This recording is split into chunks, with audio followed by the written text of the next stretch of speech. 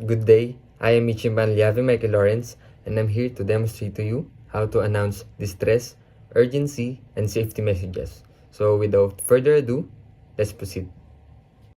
Mayday, Mayday, Mayday. This is MP Calapan, MMSI 211-239-680. Call sign, Delta Alpha Mike Kilo. Position, 62 degrees, 11 decimal, 8 minutes north, 007 degrees, 4 minutes east. I am sinking, I am sinking, I am sinking. I required immediate assistance. I have 22 people on board, including 2 casualties. We have launched the lifeboats. One lifeboat has 3 people on board, including the casualties. And the other lifeboat has 2 persons on board. Over. Panpan, panpan, panpan. All stations, all stations, all stations.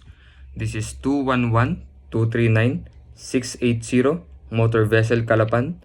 Call sign Delta Alpha Mike Kilo. Position 02 degrees, 11 decimal, 8 minutes north, 007 degrees, 4 minutes east.